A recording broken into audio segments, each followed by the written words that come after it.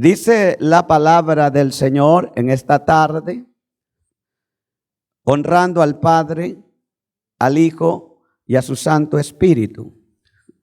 Dice Hechos 14, verso 20 al 23. Pero rodeándole los discípulos, se levantó y entró en la ciudad, y al día siguiente salió con Bernabé para Derbe.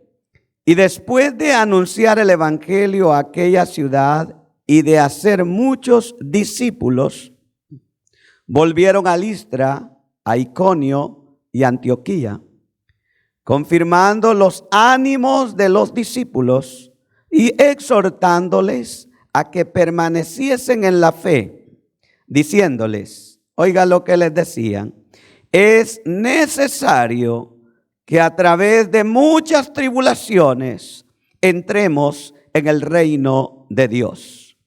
Y construyeron ancianos en cada iglesia, y habiendo orado con ayuno, los encomendaron al Señor, en quien habían creído.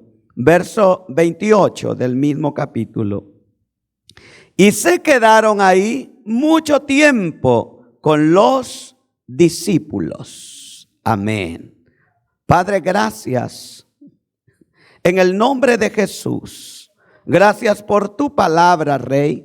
Gracias por este momento maravilloso, Jesús, que nos permite, Padre, estar en su presencia. Señor, ponemos en sus manos este culto, este servicio, pero la palabra, Señor, es santa.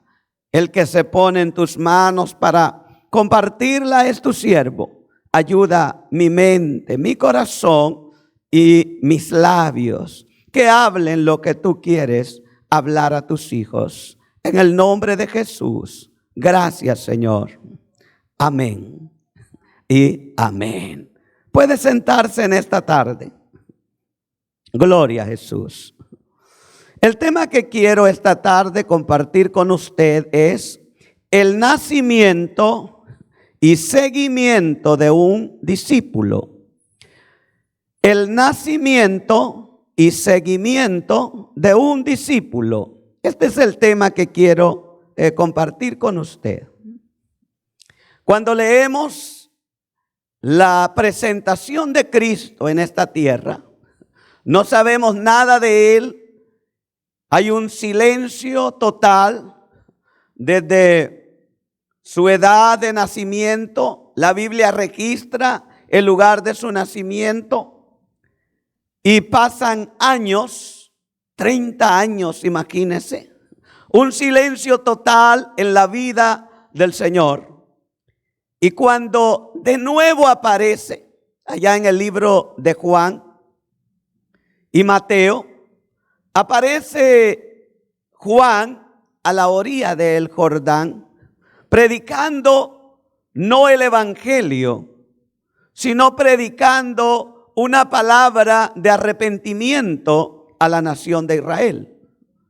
Pero mientras Juan está predicando y bautizando personas, después de 30 años, el Señor hace su aparición a la orilla del lago de Genesaret.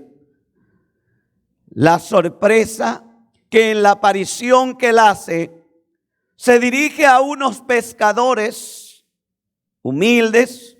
Me refiero a su condición económica, y no de actitud, sino a su condición. Las personas a quien se dirige a lo mejor eran las más marginadas. Pero al dirigirse a ella, pasó por la orilla del lago, miró a 3 hombres ahí y les dijo, sígueme. Y dice el texto que ellos dejaron sus redes. Oiga, qué maravilloso. Y le siguieron. Nosotros vemos un cuadro tan sencillo en esto y un poco difícil de asimilar, pues de la noche a la mañana un desconocido, usted está trabajando en la fábrica, usted trabaja en la empresa que quiere y de repente un desconocido para usted pasa y le dice, sígueme. Y usted deja todo, tira todo y va detrás de ese desconocido hasta ese momento. Esta es la historia que se narra de la presentación de Jesús. A estos 12 que él llama, después reciben el nombre de discípulos. Los conocemos en Mateo capítulo 10. Se dan los nombres de cada uno de ellos. Y se conocen, estos eran sus discípulos. Y le seguían por donde quiera que él iba. Qué bonito. En poco tiempo, él trae un grupo de 12 detrás de él. No es fácil conquistar a 12 personas para que a usted le siga. Y lo hemos experimentado. Hay personas en la iglesia que tienen años, muchos años, y ni siquiera uno le sigue. Nadie lo sigue, excepto que lo invite a comer. Ahí sí lo siguen. Pero que lo sigan para una enseñanza, no lo siguen. Y esto es lo que es sorprendente en la vida del Señor. Su aparición es con autoridad, es con convicción, es con seguridad y es con atracción. ¡Qué glorioso! Él se presenta a la orilla del lago y le dice a los hijos de Zebedeo, sígueme. Aquellos tiran sus redes, se van detrás de él. Zebedeo se queda viendo y mis hijos se fueron. ¿A dónde irán? Nunca sabía Zebedeo que sus hijos jamás regresarían a la pesca. Ese fue el inicio de los discípulos. Pero este no es el inicio del apelativo discípulo. Este fue el inicio de los discípulos de Jesús. Pero este no es el inicio de la palabra. ¿Por qué nos sorprende a nosotros la actitud de ellos? Ellos están familiarizados con la palabra discípulo. Nosotros no. Nosotros no tenemos esas expresiones y se nos hace difícil asimilar el momento que sucedió en el llamamiento de Cristo a estos hombres. Para poder identificar entonces a un discípulo, yo tengo que comenzar de esta manera el mensaje de hoy. ¿De dónde viene el concepto discípulo? No es latinoamericano, no nació en Latinoamérica. ¿De dónde viene el concepto discípulo? Antiguo Testamento. Y significa maestro, aprendiz, profesor, discípulo. Eso es lo que significa. Pero el concepto de discípulo, el concepto está implícito en las compañías o escuela de los profetas. Los ejemplos, el aprendizaje de Samuel desde su niñez junto a Elí. Dice la Biblia que Samuel es llevado desde que nace y es puesto en el templo para que Elí lo instruya, para que Elí lo enseñe. Y no solamente Samuel, desde su nacimiento nace en el templo prácticamente. Luego tenemos también, después de Samuel, tenemos a Jesse. Jesse, que está junto a Eliseo, quien le da autoridad como que fuera él mismo. En primera de Samuel encontramos lo de Samuel 2:11. Y luego encontramos a Jesse junto a Eliseo, quien le da toda la autoridad que actúe en su nombre. ¿En qué momento? Un muerto está esperando revivir. Eliseo lo envía por delante. En Segunda Reyes, 2:3, usted encuentra la información y 4:29. Jesse sale corriendo. Eliseo le dice, corre. Si alguien te saluda, no le contestes. Si alguien te quiere detener, no te detengas, corre. Y al llegar, haz lo que te digo. Eliseo lo envía. Jesse corre con el báculo de Eliseo directo donde está aquel niño que había fallecido. Y va en lugar de su maestro. Él es enviado y toma y toma el cetro, toma el báculo, toma el bastón de Eliseo. Y al llegar, dice la Biblia, que se tiende sobre el niño. Dice la Biblia que va a donde está el niño. Toma el lugar de Eliseo como si fuera él mismo, porque era su maestro. Y en este caso Jesse es su discípulo. Pero aparte de Jesse tenemos también a un Josué que está detrás de los pasos de Moisés. Vuelta que da Moisés, ahí va Josué. Moisés es llevado al monte por 40 días. Ahí está Josué junto a él. Es maravilloso, recibe la instrucción de su líder, de su maestro, de tal manera que no hay detalle que ellos no tomen del maestro. El concepto entonces de discípulo viene desde el Antiguo Testamento. Por eso cuando Jesús llama a estos hombres, ellos sí saben para qué los está llamando. Ellos ya tienen un ejemplo en Juan el Bautista. Juan el Bautista ya trae discípulos.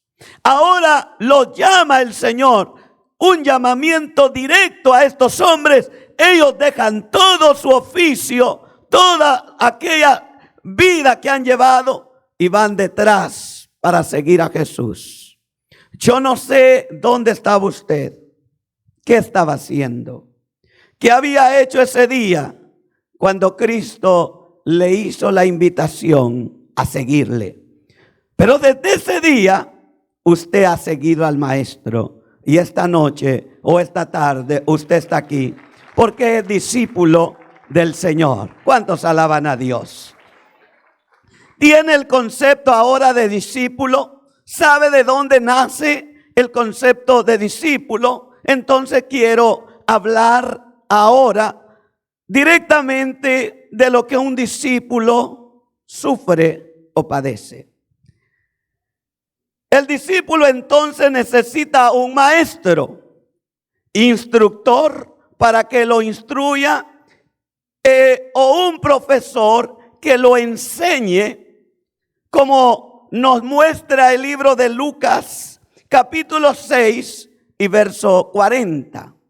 El discípulo necesita un maestro instructor para que le enseñe.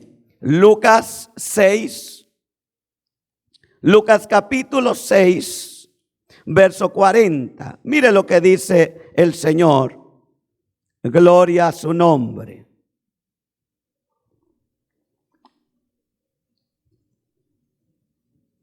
Cuando lo tenga me dice amén.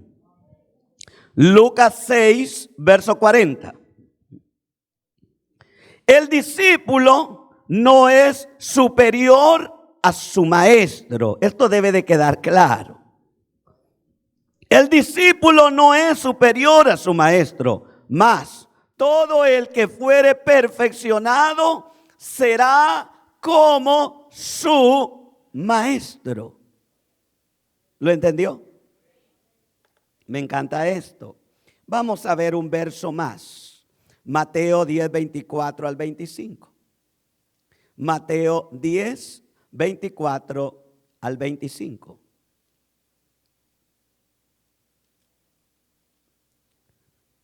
¿Lo tiene? Una vez más Jesús habla y dice: el discípulo no es más que su maestro, ni el siervo más que su señor. Bástele al discípulo ser como su maestro y al siervo como su señor. Si al padre de familia llamaron Belzebú, ¿cuánto más a los de su casa? Amén. Gloria a Jesús. Escuche esto que acabo de leer, es interesante. El discípulo nunca será más que su maestro. Hay una aspiración en el corazón del alumno. Los que han estado en una escuela, los que han estado en una universidad, los que se sientan en una aula frente a una pizarra, viendo al maestro explicar los conceptos, las definiciones y todos los secretos que el alumno debe de aprender. Cuando el alumno está sentado escuchando al maestro, con qué facilidad expone aquello que necesita que el alumno aprenda, el alumno está en la silla y diciendo, ¿cuándo yo seré como él? ¿O no? Ve que tan fácil lo hace el maestro. No solo se lo dibuja, se lo cuadra, hace todo lo que necesita y termina exactamente lo que él quiere enseñar. Una vez más el discípulo, el alumno dice, así quiero ser yo. Pero note esto, jamás el alumno será más que su maestro. Esto me enseña que en esta tierra hay una limitación y todos los límites están basados en la mente humana, en la enseñanza de un humano. A lo que tu maestro humano te enseñó, ahí llegarás. Pero hay una superioridad de inteligencia y de entendimiento en el maestro que nos tocó a nosotros. El maestro que es nuestro amo, nuestro maestro, nuestro profesor, nos ha dado superioridad sobre el mundo. Podemos sobrepasar cualquier universidad terrestre, podemos pasar cualquier entendimiento terrenal, porque la sabiduría que Él transmite no es la debajo del sol. La sabiduría que Él transmite es la sabiduría que viene de lo alto, la sabiduría que todo discípulo debe de aprender a través de su gran maestro. Ahora le digo, si Jesús dice bástale al discípulo ser como su maestro, le pongo ahora una meta, la cual decídase y disponga a alcanzarla, o dispóngase a alcanzarla. La meta que tenemos por delante es llegar a la estatura de nuestro maestro. ¿Cuántos alaban a Dios? A la estatura, dice el verso, de un varón perfecto. Y ese varón perfecto no se llama Juan, no se llama Carlos, no se llama Rudy, no se llama Mario. Ese varón perfecto se llama Jesús. Es nuestro maestro, es nuestro amo, es nuestro Señor. Glorioso, ¿verdad? Bástele al discípulo ser como su maestro. Pero como nuestro maestro es Cristo, nuestra mente está fuera de los contornos de la enseñanza de un maestro ateo, fuera de la enseñanza de un maestro escéptico, fuera de la enseñanza de un maestro incrédulo. Y nuestra maestría viene de lo alto. Somos discípulos del maestro de maestro. Aprendemos cada día en su casa. Sentimos, llenamos el corazón de sus enseñanzas y vamos creciendo. ¿Cuántos lo alaban en esta hora? ¿Le puede dar palmas a Cristo o no? Gloria a Jesús. Tenemos entonces que un alumno necesita un maestro y que la aspiración del alumno es llegar a ser como él es. Lo acabamos de ver. Entonces tenemos que ver algo más. El discípulo, por ser un joven estudiante en la fe, a veces se desanima. A veces se desanima y necesita la experiencia de su maestro. Esto es lo que Pablo y Bernabé hicieron y qué forma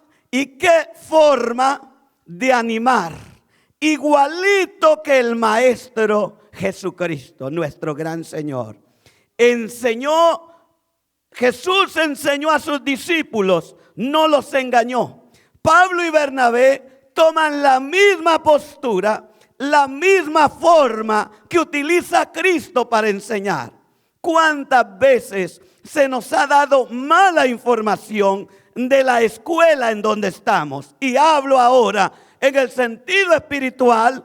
A mucho creyente se le ha informado mal de la escuela de Jesús. Se le ha dicho que en la escuela de Jesús no se sufre. Se le ha dicho que en la escuela de Jesús se para de sufrir. Se le ha dicho que en la escuela de Jesús todo le irá bien. Se le ha dicho que en la escuela de Jesús es una alegría y andar saltando todo el tiempo.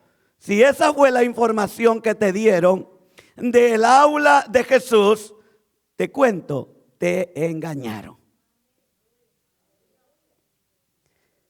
Observemos entonces al maestro en el libro de Juan 16:33. Este es el maestro. Juan 16:33. Habla el maestro y nos va a enseñar. Si alguien te dirigió mal, déjame decirte que eso no es lo que Jesús enseñó. El Señor está hablando toda esta tarde. Estuvimos hablando de las pruebas.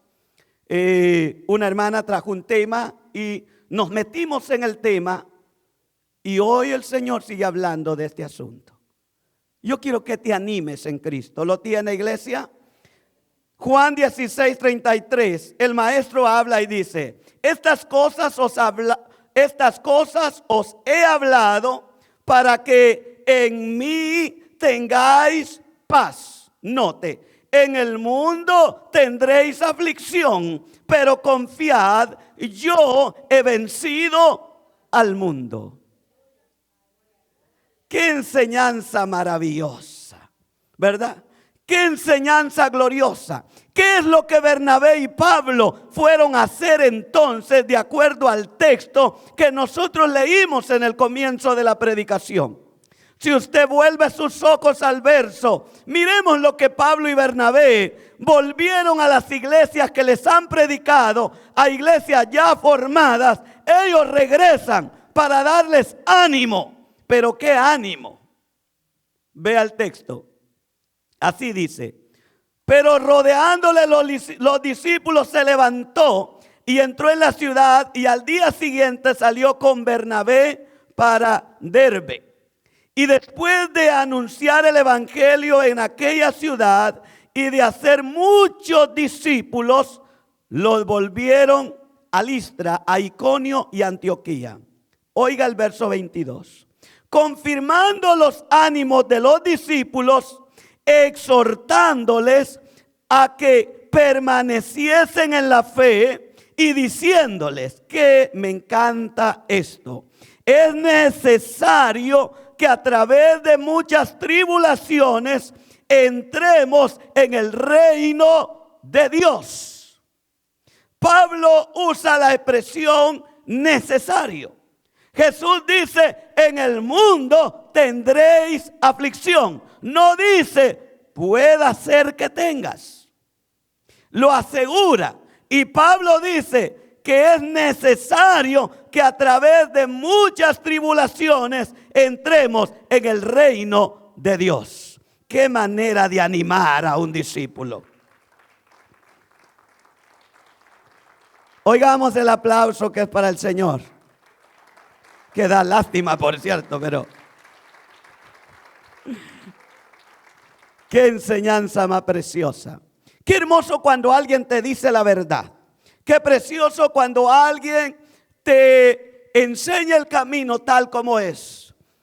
¿Cuánta gente está engañada en una iglesia? Le dijeron que entrara ahí porque ahí pararía su sufrimiento. Pero al estar dentro de la iglesia, el enemigo se levantó contra su familia. Comenzó a azotar a su familia. A él le dijeron que si oraba no tendría problemas. Te engañaron. Jesús dijo: en el mundo tendréis aflicción. Pero dijo algo más: en mí vas a tener paz. Pero en el mundo tendréis aflicción. Y le cuento, como nosotros no estamos ausentes de la atmósfera del mundo, aunque andamos en el mundo, ya no somos del mundo. Pero sus acciones, sus inventos muchas veces nos alcanzan y como que nos deprimen. Pero Jesús advirtió: no te preocupes, vas a tener aflicción. Pero una cosa quiero decirte: confiad, yo ya vencí al mundo. ¡Qué maestro! ¡Qué enseñanza! Y viene Pablo y Bernabé confirmando los ánimos de los discípulos. Oiga la expresión confirmar. No es lo que la tradición hace. ¿Cuál es lo que hace la tradición? Le dicen que su hijo tiene que hacer la confirmación, que le compre una mudadita blanca, que lo lleve y lo presente, que le van a echar la bendición. Y cuando el niño tiene 12 años le preguntan, ¿y tú qué eres? Yo soy católico, porque mi papá es católico, porque mi mamá es católica. Y no solamente eso, fui bautizado y confirmado. Eso no es lo que la Biblia dice. A este le dieron gato por liebre. La confirmación que Pablo está diciendo es que hay que confirmar los ánimos de los discípulos, porque los discípulos desmayan, porque los discípulos pasan momentos de desaliento, porque los discípulos a veces se enfría su vida espiritual, y es necesario que un maestro que haya pasado por ahí esté cerca de ese alumno diciéndole: no temas, no desmayes, Cristo está contigo, lo estuvo conmigo en el mismo momento que tú estás, está contigo. Sigue alentándote. Los problemas son normales en la vida del creyente. No temas. Eso es confirmar los ánimos. Eso es la confirmación. Es decir, cuando el individuo, cuando aquel hombre, cuando aquella mujer se desalienta, su ánimo se pierde. Y hay que de nuevo ir y confirmarle que la decisión que hizo fue la mejor. Que el sufrimiento es parte del paquete de la vida del creyente. Que es necesario, dice Pablo, que pasemos por ahí. No te aflijas, no te desesperes, estás en el camino correcto. Jesús mismo fue afligido, fue oprimido, fue perseguido, pero venció. Tú y yo venceremos, hermano. Tú y yo venceremos. En medio de la aflicción venceremos. En medio de la prueba saldremos victoriosos, porque nuestro Rey y Maestro sigue con nosotros. Yo esta tarde quiero confirmar sus ánimos. Ha habido mucho desaliento. El diablo viene con sus ataques y te encuentra desubicado. Y pasa llevando parte de tu vida. Y te desalienta y te dice: no vayas. ¿Para qué vas? En puro problema pasas. Mira, sales de uno, caes en el otro. Pues ¿qué sentido tiene que seas creyente? Le dice el diablo. No oiga la voz del enemigo. Los hijos de Dios pasamos por desaliento. Por eso es que Pablo no se dedicó solo a la predicación. Porque en muchas iglesias estamos dedicados a la pura predicación. Pero el tema de hoy es el nacimiento y el seguimiento de un discípulo. Cuando un discípulo nace, necesita darle seguimiento. No se conforme porque trajo una persona a la iglesia. Si la trajo y recibió a Cristo, continúele visitando y dándole la palabra para que él siga creciendo en el camino del Señor. No se trata de que yo convenza a alguien de que venga a la iglesia y después lo deje solo cuando no. Si usted invitó a alguien y esa persona vino, recibió a Cristo, tiene usted dos cosas que hacer: darle un buen testimonio a esa persona y darle enseñanza de la palabra de Dios. Porque hay gente que invitan a alguien, pero son un desastre al salir de la iglesia. Y tanto como lo hizo venir, cuando esa persona le encuentra en la calle, se desanima al verle. Anímate. Estás pasando por aflicción. No tienes que volver a lo que antes hacías. Tú eres una nueva criatura. Tú eres una persona nacida de nuevo. Estás afligida, estás en un momento de enfriamiento espiritual. Cristo te dice esta tarde: yo no te dejaré, yo no te abandonaré. Yo pasé por donde tú estás. Y Cristo sufrió todas las persecuciones, pero nos dio ejemplo. Aún en la cruz, Él seguía dispuesto a salvarte y a salvarme. ¿Cuántos alaban a Dios? Entonces, el nacimiento de un discípulo es hermoso. Cuando Jesús llamó a aquellos hombres, no los dejó así. Dedicó 3 años y medio para formar en ellos un carácter, para formar en ellos una dirección. Cuando Él se fue, Él sabía que esos hombres estaban listos para ejercer lo que les había enseñado. A veces queremos ver crecimiento en las personas, pero no les dedicamos tiempo. Y cada persona y cada discípulo que nace debe recibir instrucciones. Se fueron todos. Me dejaron solo, Señor, pero a ti también te dejaron una vez. Así que me dejaron solo. ¿Alaban o no alaban a Dios?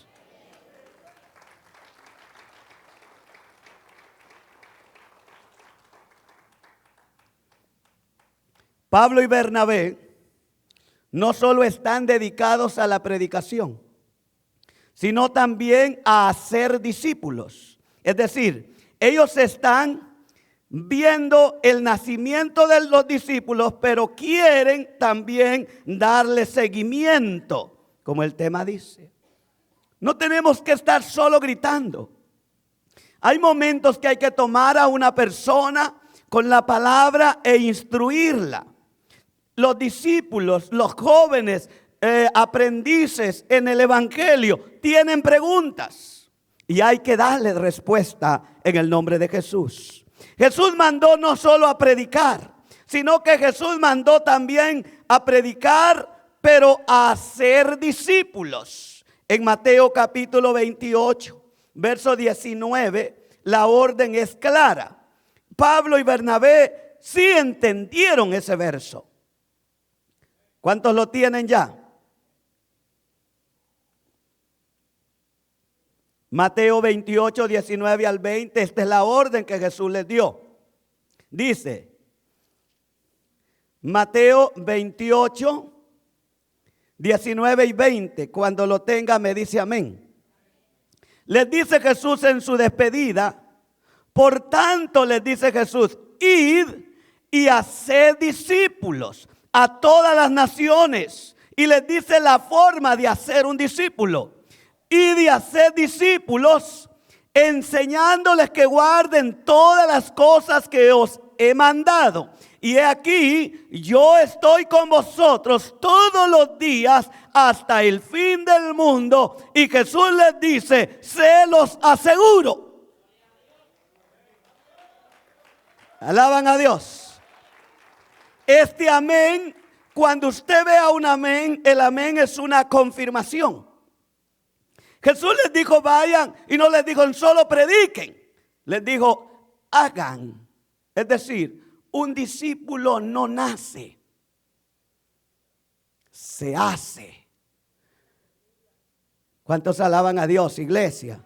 A veces criticamos a un débil porque está, o a una persona nueva porque fracasa en su caminar. Y los viejos lo critican, lo juzgan, pero no toma un tiempo para estar con ese nuevo. Y ese nuevo en algún momento sentirá desaliento. Es parte de lo que el creyente debe de pasar. En algún momento su vida se enfriará. Y por nada no ha pasado nada. De un momento a otro él dirá, ya no quiero ir a la iglesia. En verdad, lucho, batallo y no siento mejoría. Yo creo que voy a regresar.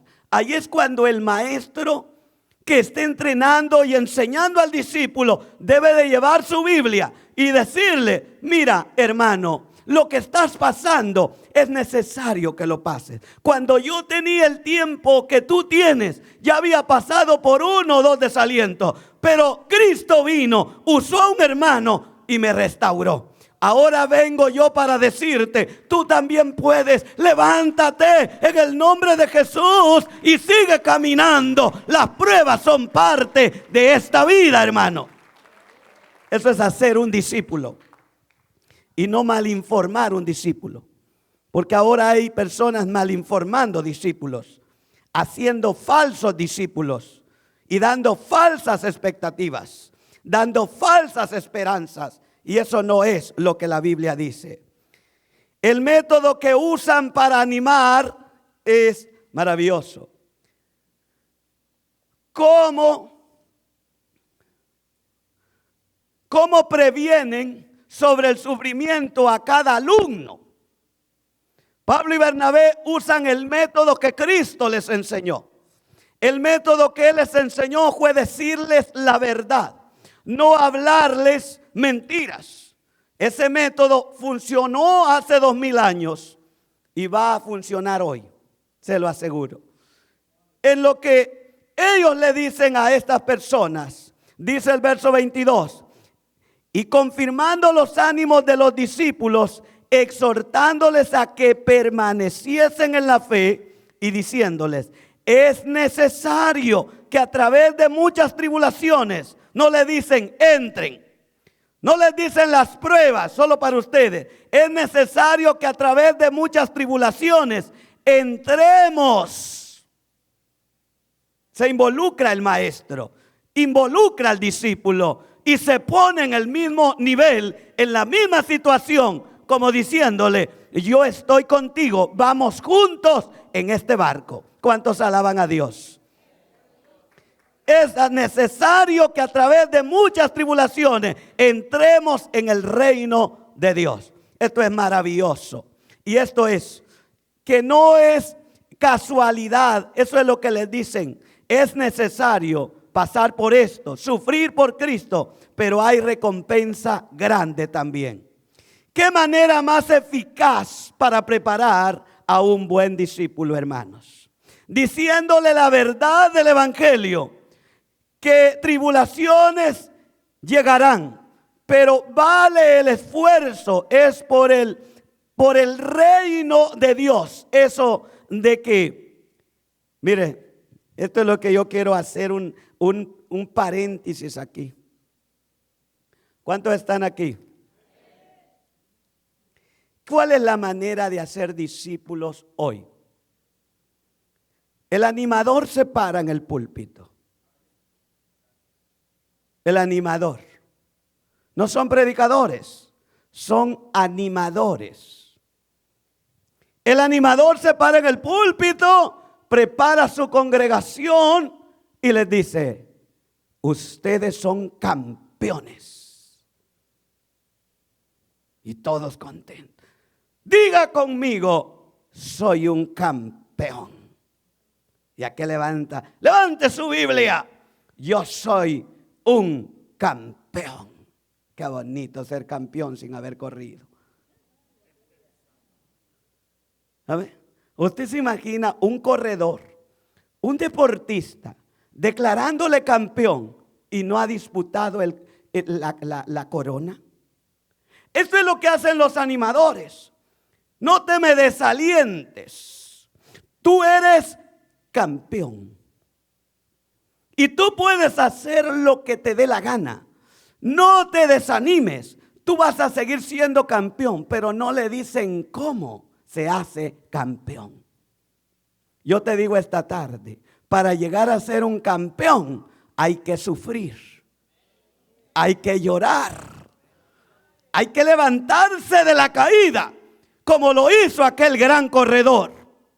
Cuando a media carrera su pierna se debilitó, cayó y se lastimó. Él llevaba propósito. Él sabía que esa carrera estaba en marcha en el momento. Así que con su pierna lastimada y golpeada se incorporó. Todos pasaron, algunos le rebasaron, pero él no tenía la meta de quedarse a medio camino. Él se había formado la meta. Yo tengo que llegar al destino. Y con pierna quebrada, él se puso de pie, corrió y llegó a la meta. Los aplausos no fueron para el primero. Los aplausos fueron para aquel que se decidió con la herida, con la golpeadura. Ay, hermanos, con sus pies lastimados espiritualmente hablando. Pero levántate, hermano. El diablo te golpeó y te lastimó. Pero no te quedes ahí. Levántate en el nombre de Jesús. Cristo ha prometido que no te dejará.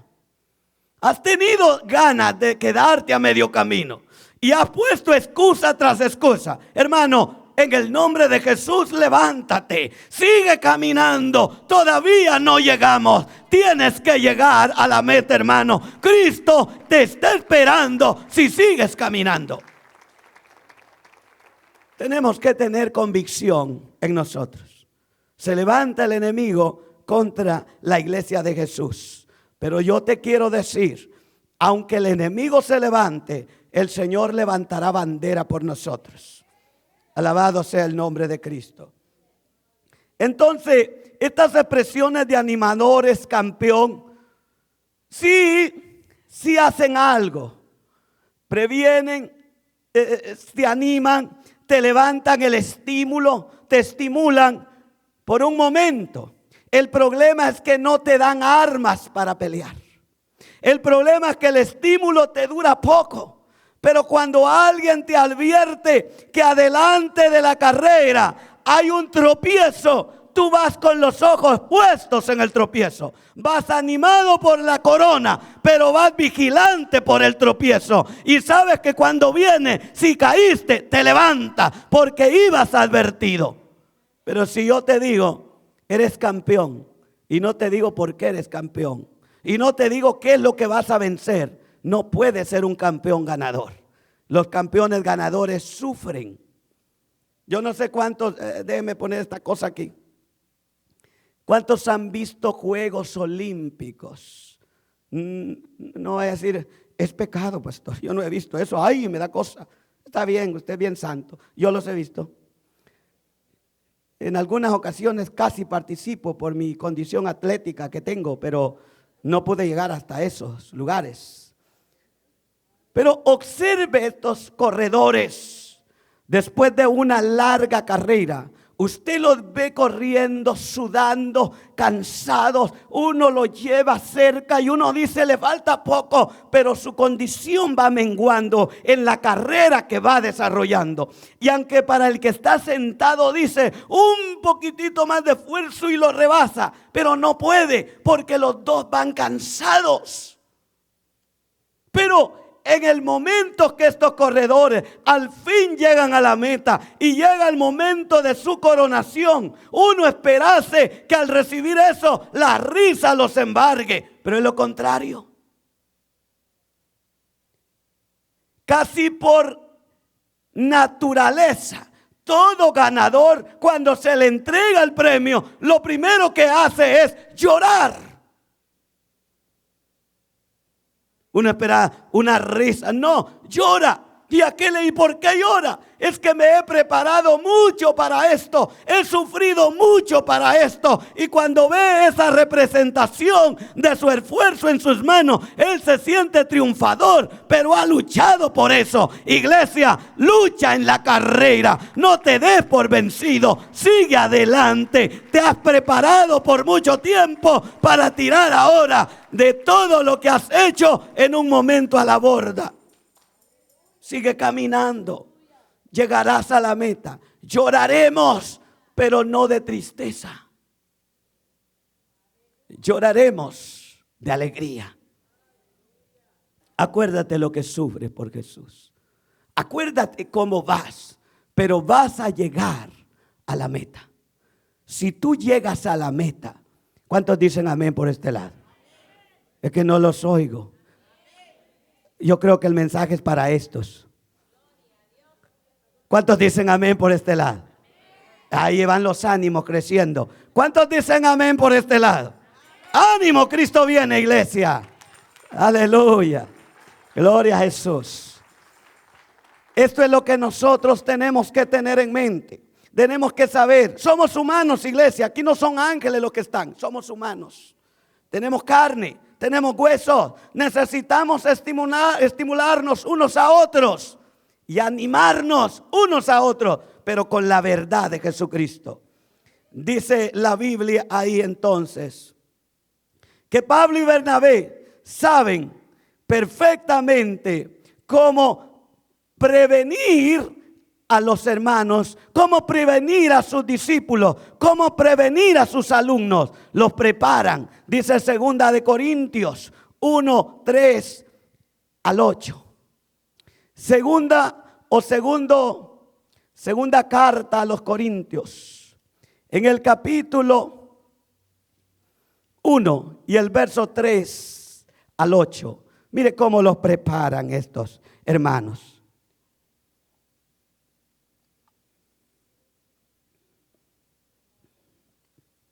¿Ya lo tiene, iglesia? 2 Corintios capítulo 1, verso 3 al 8. Oiga lo que dice.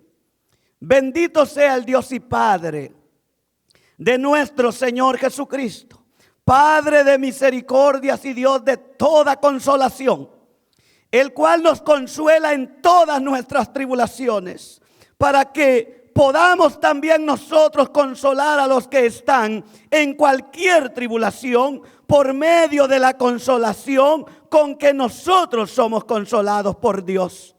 Porque de la manera que abundan en nosotros las aflicciones de Cristo, así abundan también por el mismo Cristo nuestra consolación. Pero si somos atribulados, es para vuestra consolación y salvación. Y si somos consolados, es para vuestra consolación y salvación, la cual se opera en el sufrimiento, la cual se opera en el sufrir las mismas aflicciones que nosotros también padecemos.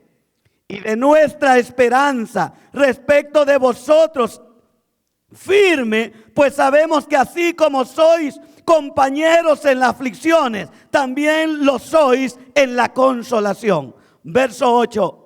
Porque, hermanos, no queremos que ignoréis acerca de nuestra tribulación que nos sobrevino en Asia, pues fuimos abrumados sobremanera más allá de nuestras fuerzas, de tal modo que aún perdimos la esperanza de conservar la vida. Lo alaba, iglesia. ¿Qué es lo que está haciendo Pablo? Pablo no es un animador. Pablo está consolando con las experiencias vividas y las que ha pasado. Y en todo lo que le dice a la iglesia es que él ha pasado por aflicciones, pero que Dios lo está preparando a él, que a través de sus aflicciones él pueda consolar también a los corintios. Es decir, las aflicciones tienen un propósito y los propósitos son beneficiar la vida de otro hermano. Aunque estés sufriendo, recuérdate, tu vida se va a ver reflejada en otro hermano. Y en ese momento tú servirás de bastón, de ayuda para que siga caminando. Qué maravilloso es esto, iglesia. Todas las cosas que pasan en la vida del creyente, todas rodean alrededor de un buen propósito. Si estás sufriendo ahora, por favor, no te desanimes. Piensa que es lo que Dios te quiere enseñar en esa prueba. Algo te quiere enseñar el Señor con esa prueba. Anímate, hermano, porque Cristo viene pronto. Alábalo porque Él vive. Gloria al Señor. Ya estamos llegando, hermanos, casi cerca del final. No le digo que el final, pero ahí vamos casi cerca ya. Estas cosas, el discípulo tiene desaliento, pero el aliento de un maestro lo estimulará. Lo estimulará a enfrentar la prueba que aquel maestro ya pasó. Y ahora previene a su discípulo a sufrir por Cristo. Esto es la especialidad de los apóstoles, que se les mandó a hacer discípulos. ¿Cuál fue el mandato de Cristo a los apóstoles? Vayan y hagan discípulos. Y yo quiero preguntar esta tarde, ¿cuántos discípulos de Cristo hay aquí en esta tarde? ¿Cuántos discípulos del Señor están en esta tarde en esta iglesia? ¿Le puede dar palmas entonces a Cristo? A ellos les dijo Jesús: vayan y hagan discípulos. Qué buena obediencia la que ellos presentaron. Mire al apóstol Pedro a ser discípulos. Vaya, primera de Pedro 4, verso 12. Es larga la porción. Leeremos lo justo que se pueda entender. Primera de Pedro, capítulo 4, verso 12 al 19. Oiga cómo preparar a un buen discípulo. Esto es reanimar, esto es levantar los ánimos al discípulo. Cuando lo tenga, usted me lo asegura. Amén. Oiga lo que dice Pedro. Esto es para ustedes, iglesia. Amados, no os sorprendáis del fuego de la prueba que os ha sobrevenido, como si alguna cosa extraña os aconteciese, sino gozaos por cuanto sois participantes de los padecimientos de Cristo, para que también en la revelación de su gloria os gocéis con gran alegría. Si sois vituperados por el nombre de Cristo, sois bienaventurados, porque el glorioso Espíritu de Dios reposa sobre vosotros. Ciertamente de parte de ellos Él es blasfemado, pero por vosotros es glorificado. Así que ninguno de vosotros padezca como homicida o ladrón o malhechor, o por entremeterse en lo ajeno. Pero si alguno padece como cristiano, no se avergüence, sino glorifique a Dios por ello, porque es tiempo de que el juicio comience por la casa de Dios. Y si primero comienza por nosotros, ¿cuál será el fin de aquellos que no obedecen al evangelio de Dios? Qué hermosa pregunta. Y si el justo con dificultad se salva, ¿en dónde aparecerá el impío y el pecador? De modo que los que padecen según la voluntad de Dios encomienden sus almas al fiel Creador y hagan el bien. Yo esperaba oír que se iba a reventar la iglesia. Dios mío, yo le estoy levantando los ánimos y como que se me están muriendo. Les predico del amor y no responde. Les doy con garrote y entonces dicen amén. Todos quieren garrote. Lo voy a sacar. Les estoy predicando diciéndole, hermano, que es tiempo que nos animemos, que nos alentemos, que las pruebas que estás pasando son normales en los creyentes. Es decir, deberías de estar contento porque lo que estás pasando es señal que eres hijo de Dios, que eres hija de Dios, que es natural que los hijos de Dios pasemos por estas luchas. No entristecernos, porque algunos que dicen, si así es la cosa, entonces va a seguir. Sí, va a seguir. Sí, va a seguir. Pero Dios, Jesús estará a tu lado. No va sola, no va solo, no vamos solos. Él va con nosotros. Y si Cristo es por nosotros, iglesia, ¿quién contra nosotros? No hay nadie. Si Él es con nosotros, ¿quién contra nosotros? Así que puedes estar seguro, podemos estar seguros que estamos en el camino correcto, que las aflicciones, que los problemas son parte de la vida del creyente. Entonces, viene lo siguiente: hay que ser un discípulo dispuesto, no un discípulo correlón. Si ya aprendimos del maestro, no callemos la verdad. ¿Y cuál es la verdad? Hay sufrimiento en el evangelio. Hay momentos que te afliges, pero no estás solo. No te pongas a llorar por ello. Glorifica a Dios. No hay que ser un discípulo correlón, iglesia. Hay que enfrentar la verdad y decir la verdad.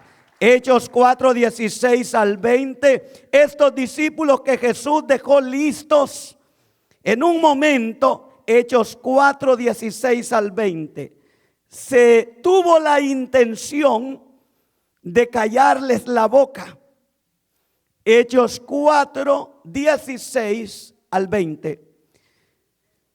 Pero ellos ya están puestos, son hombres que Jesús ha preparado, están listos para lo que vengan.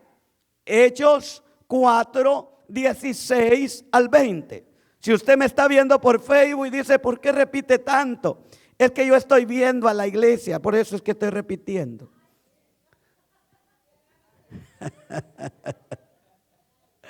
Amén. ¿Ya lo tiene, iglesia?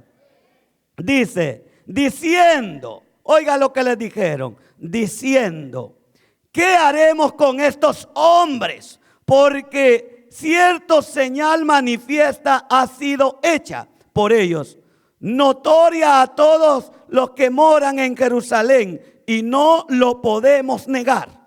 Sin embargo, para que no se divulgue más entre el pueblo, amenacémosles para que no hablen de aquí en adelante a hombre alguno en este nombre. Y llamándoles, les intimidaron que en ninguna manera hablasen ni enseñasen en el nombre de Jesús. Mas Pedro y Juan respondieron diciéndoles, juzgad si es justo delante de Dios obedecer a vosotros antes que a Dios, porque no podemos dejar de decir lo que hemos visto y oído. Alabado sea el nombre de Jesús. No, esos discípulos correlones. No podemos, oiga la intención, cuando un alumno aprende bien de su maestro, una vez que entendió la carrera, se dedica a desempeñarla. Aleluya. No me entendió. Esto va para aquellos que van a la universidad.